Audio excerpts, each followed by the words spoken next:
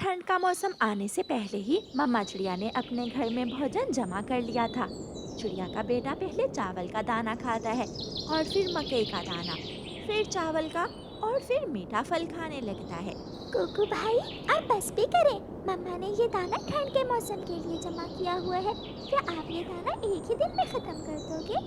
खाऊंगा खाऊंगा। तुम्हारे क्यों पेट में दर्द हो रहा है? मेरे पेट में क्यों दर्द होगा? अगर तुम ऐसे खाते ही जाओगे तो पेट में दर्द तुम्हारे ही होगा। उनकी मम्मा बाहर गई हुई थी, बच्चे घर में अकेले थे। लूसी, मैं हरियाली का पूछने जा रही हूँ, सोचा आपको भी साथ ले जाऊं। हाँ चिड़िया, सुना है हरियाली को कल से तेज बुखार है, मुझे गौरी कवि ने बताया था। फिर चिड़िया और उसकी सहेली लूसी कबूतरी हरियाली तोती के घर जाती हैं। गौरी कवि भी वहाँ बैठी हुई थी। हरियाली, अब आप कैसी हैं? मैं पहले से काफी बेहतर हूँ। 2 दिन के तेज बुखार से शरीर में बहुत कमजोरी हो गई है। ठंड भी बहुत बढ़ गई है। जब तक बारिश नहीं होगी मौसम ठीक नहीं होगा। चिड़िया, अपने बच्चों को संभाल कर रखना। कल मुझे बुलबुल ने बताया था कि सारे जंगल के बच्चों को ठंड लग रही है। गौरी बहन, मैं एहतियात तो बहुत करती हूँ, लेकिन बच्चे कहाँ समझते हैं। हर रोज सुबह सवेरे ही घर से बाहर निकलकर बर्फ गिरती हुई देखने लगते हैं। जंगल की यही रीत थी। जब भी कोई बीमार हो जाता तो सब उसका पूछने आते थे। वो सब एक दूसरे का बहुत ख्याल रखते थे। जब चिड़िया अपने घर वापस पहुंचती है तो दोनों बहन भाई कुकू और गुड़िया आपस में लड़ रहे थे। तू बंदर, तू बंदरिया, तू चुड़ैल, तू गंदी चिड़िया है। बच्चों, क्या हुआ है? क्यों लड़ाई कर रहे हो? मम्मा, जब से आप गई हैं खाए ही जा रहा है और मैंने मना किया तो मुझसे लड़ाई शुरू कर दी। बड़ा बनता है कुकू, शक्ल तो देखो जैसे राक्षस हो। कल मेरे साथ नदी पर न जाना, मैं अकेला ही जाऊंगा। और मम्मा, इसे बता दे, कल से मैं इसके साथ खेला भी नहीं करूंगा। अच्छा, बता दूंगी। अब तुम दोनों सो जाओ, रात हो गई है। चलो बिस्तरों में, आपके ऊपर कंबल दे देती हूँ। बच्चे अपने अपने घोंसलों में लेट जाते हैं और मम्मा चिड़िया उनके ऊपर कंबल दे देती है। गेहूं की बालियां उठाकर मम्मा चिड़िया उनसे दाने निकालने लगती है। खिड़की बंद थी। मम्मा चिड़िया थोड़ी सी खिड़की खोलकर बाहर देखती है। जंगल में खामोशी थी और सर्द हवा चल रही थी। कितना डर लग रहा है ऐसी रात को देखकर। आधी रात हो जाती है। मम्मा चिड़िया भी सो गई थी जब कुकू उठकर रोने लग जाता है। मम्मा, मम्मा, मम्मा। कुकू, क्या हुआ बेटा, क्यों रो रहे हो? मम्मा, मेरे पेट में दर्द हो रहा है। गुड़िया, सच ही तो कह रही थी। आप खाते वक्त देखते ही नहीं हो। जो हाथ लगता है खाते ही जाते हो। अब मैं क्या करूं इस समय? मम्मा, दर्द ज्यादा है। यहाँ यहाँ दर्द है। अच्छा, उल्टे होकर लेट जाओ। कुकू उल्टा होकर लेट जाता है। थोड़ी कम हुई है, फिर होने लगी है। मम्मा, बहुत दर्द है। कुकू जोर जोर से रोने लग जाता है। कुकू की आवाज सुनकर गुड़िया भी उठ जाती है। गुड़िया कुकू को रोता हुआ देखकर डर जाती है। क्या हुआ कुकू भाई? गुड़िया जल्दी से अपने भाई के पास आती है। गुड़िया, गुड़िया बहन, मेरे पेट में बहुत दर्द है। गुड़िया, भाई का ख्याल रखना, मैं कुछ करती हूँ। मम्मा चिड़िया अपना छाता उठाती है और घर से निकलती है। मेरा भाई, मेरा सोना भाई, चुप कर जाओ, मैं हूँ ना आपके पास। मैंने गलती की जो आपकी बात ना मानी।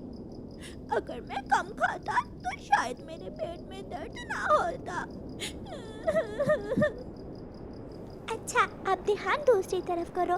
चलो, मैं आपको अपने स्कूल की बात बताती हूँ।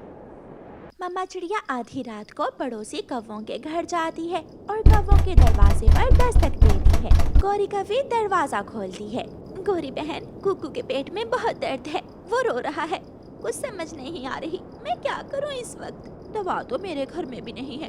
अब तो बुलबुल के पास ही जाना होगा। रुको, मैं अपना छाता उठा ला। गौरी कवि अपने घर से छाता उठा लेती है और रानो चिड़िया के साथ जाती है। हवा बहुत ठंडी थी, खून जमा देने वाली ठंड थी। रानो चिड़िया और गौरी कवि बहुत मुश्किल से उड़ती हुई बुलबुल के घर तक पहुंच जाती हैं। गौरी दरवाजे पर दस्तक देती है। कौन कौन है? बुलबुल बहन, मैं हूँ रानो चिड़िया, दरवाजा खोल ले। बुलबुल दरवाजा खोलती है। बुलबुल, मेरे बेटे के पेट में बहुत दर्द है, मुझे जल्दी से पेट दर्द की दवा दे दे। चिड़िया, माफ करना, इस वक्त मेरे पास पेट के दर्द में देने वाली दवा नहीं है। ठंड के कारण ना तो मैं फूलों का रस निकाल सकी और ना ही कोई जड़ी बूटी ला सकी। बुलबुल, वो बच्चा बहुत रो रहा है, कोई उपाय तो होगा पेट की दर्द ठीक करने का। झरने की दूसरी तरफ एक बड़े पत्थर के पास नीले फूल हैं। अगर वो फूल मिल जाए तो कुकू के पेट का दर्द ठीक हो सकता है। वो फूल हम आपके पास लेकर आए? नहीं रानो चिड़िया, अगर वो फूल मिल जाए तो उन्हें अपने घर ले जाना और वो फूल एक कप पानी में उबालकर पानी कुकू को पिला देना। चिड़िया, जल्दी चलो, मुझे तो बहुत ठंड लग रही है। फिर रानो चिड़िया और गौरी कव्वी वहाँ से उड़ती हैं। दोनों सहेलियाँ उड़ते उड़ते झरने के पास पहुँच जाती हैं। गुड़िया बहन, खिड़की से देखें, क्या मम्मा आ रही है?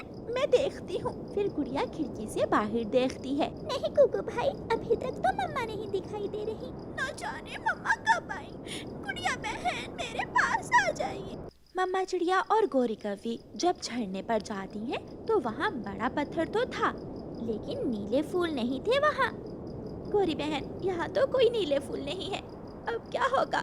मेरा बेटा बहुत रो रहा होगा। रानो चिड़िया रोने लग जाती है। फूलों के पीछे सुंदर परी छुपी बैठी थी, जो गौरी कव्वी और चिड़िया को देखकर फूलों के पीछे छुप गई थी। सुंदर परी फूलों के पीछे से निकलकर बाहर आती है। मैं आपको देखकर छुप गई थी, लेकिन चिड़िया, आपको रोता हुआ देखकर मुझसे रहा नहीं गया। सुंदर परी, हमारे बच्चे के पेट में बहुत दर्द है, हम यहाँ नीले फूल लेने आई थी, लेकिन यहाँ तो कुछ भी नहीं है। वो नीले फूल तो मैं ले गई थी, वो नीले फूल मुझे अपने कमरे में लगाने थे। फिर सुंदर परी अपनी जादुई छड़ी हवा में लहराती है और नीला फूल हवा से पकड़कर चिड़िया को दे देती है। एक फूल तो मैं अपने घर से ले आई, क्या इससे काम चलेगा? रानो चिड़िया बहुत खुश हो जाती है। आपका बहुत बहुत शुक्रिया हमें नीला फूल देने के लिए। अगर ये फूल देने से भी दर्द ना रुके तो आप उसे गरम गरम पानी में थोड़ा नमक डालकर पिलाना, फिर देखना उसके पेट का दर्द ठीक हो जाएगा। गौरी कव्वी और रानो चिड़िया सुंदर परी को धन्यवाद बोलकर वापस उड़ती हैं। उनके पंख बुरी तरह ठंडे हो चुके थे। घर पहुंचकर रानो चिड़िया आग जलाती है। गौरी कव्वी वो फूल पानी में डालकर हंडिया चूल्हे पर रखती है। मम्मा, कब तक दवा तैयार हो जाएगी? बस थोड़ी देर मेरे बेटे। मम्मा, भाई उस वक्त से रोए ही जा रहा है। नीले फूल को पानी में उबालने के बाद मम्मा चिड़िया वो पानी कुकू को पिला देती है। अभी 5 मिनट ही हुए थे कि कुकू के पेट का दर्द रुक जाता है। मम्मा, मैं ठीक हो गया, मेरे पेट का दर्द रुक गया है। अब जल्दी से 2 दाने चावल और 2 दाने मकई के फिर से खा लो। ये सुनकर गौरी कव्वी और मम्मा चिड़िया हंसने लगती हैं। बेटा, भोजन ज्यादा भी हो तो हमेशा अपनी भूख के मुताबिक ही खाते हैं। पता है बाहर कितनी ठंड है, और अगर हमें सुंदर परी ना मिलती तो अब तक तुम पेट के दर्द से रो रहे होते।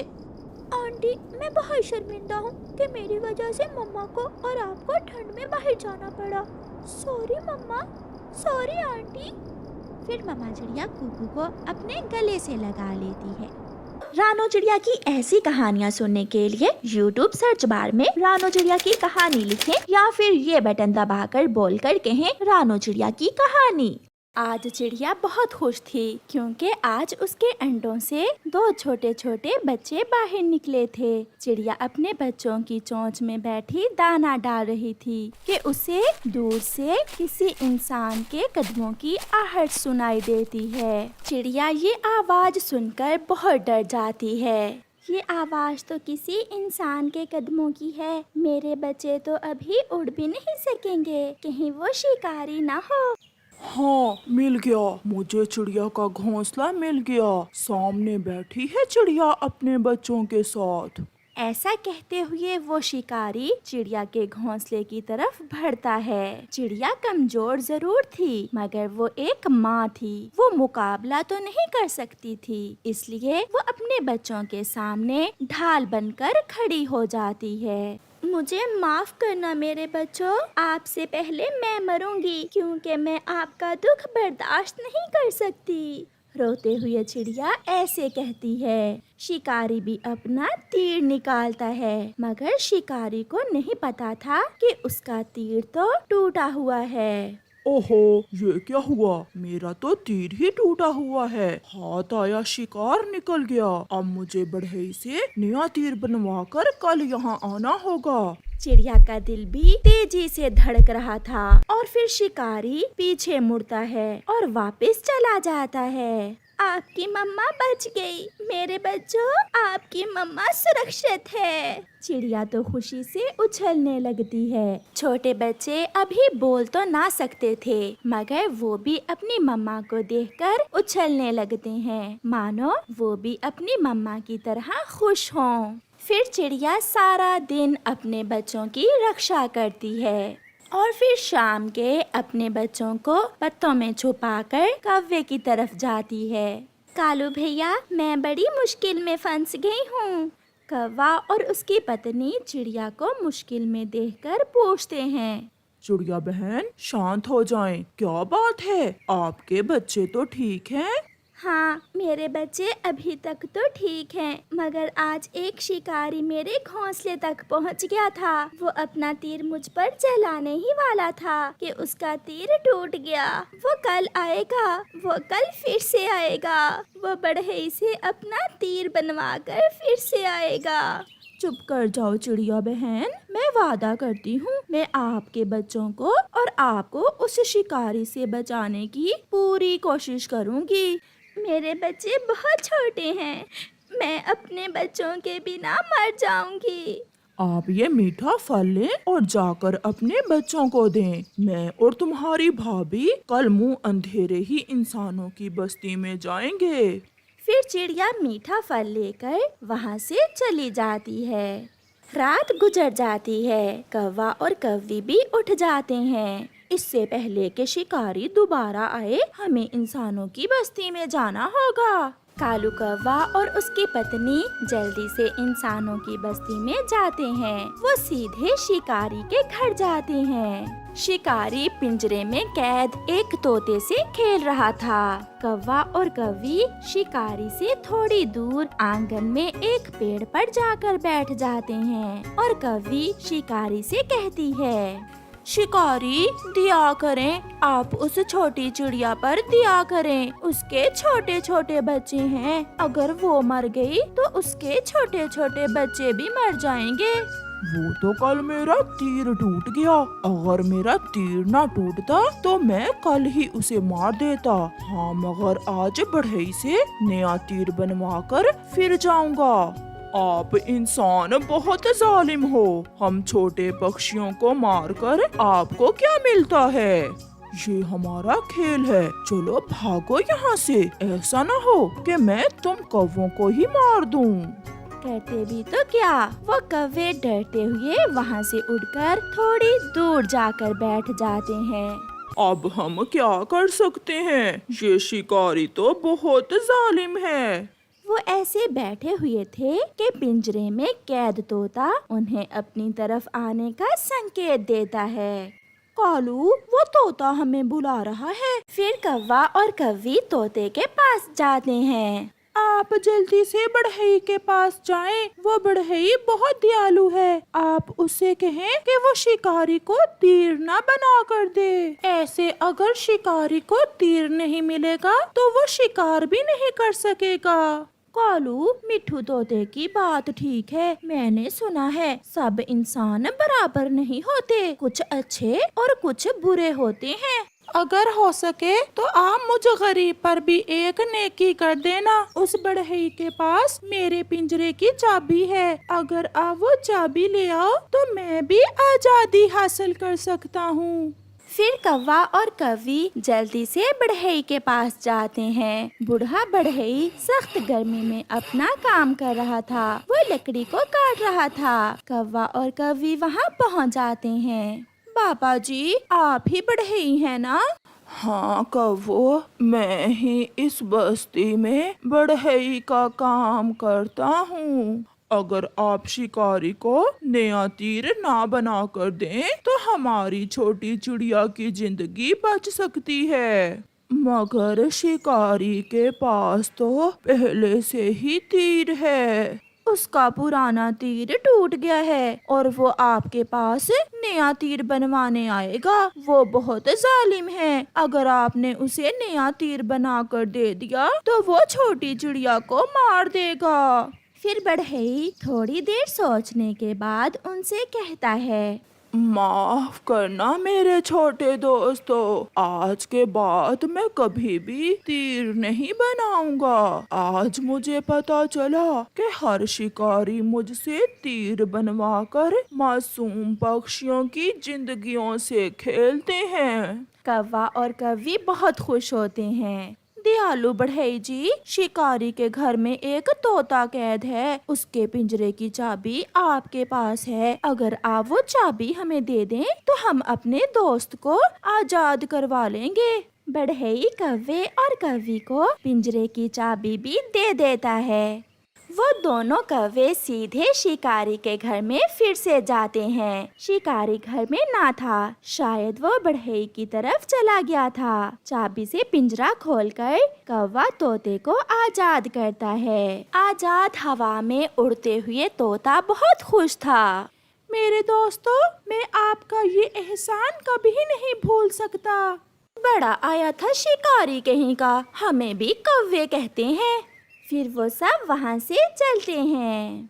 बढ़ई शिकारी को तीर बना कर देने से इनकार कर देता है। मैंने ये काम अब छोड़ दिया है। ऐसे शिकारी निराश होकर वापस घर चला जाता है। रास्ते में कौवा शिकारी को जाते हुए देखकर उसके सर पर पोटी कर देता है और वो सब जंगल भाग जाते हैं। घर में शिकारी का पिंजरा भी खाली था। ऐसे कौवे शिकारी को अच्छा सबक सिखाते हैं। चिड़िया भी बहुत खुश होती है क्योंकि ना तो अब शिकारी को तीर मिलेगा और ना शिकारी उधर आएगा। ऐसे कौवे कोशिश से चिड़िया और उसके बच्चों को बचा लेते हैं और तोते को कैद से आजाद करते हैं। प्यारे दोस्तों, जिस तरह हमें आजादी से जिंदगी गुजारना पसंद है, इसी तरह पक्षियों को भी आजाद रहना ही पसंद है। इसलिए कभी भी पक्षियों को कैद मत करें। आपका धन्यवाद।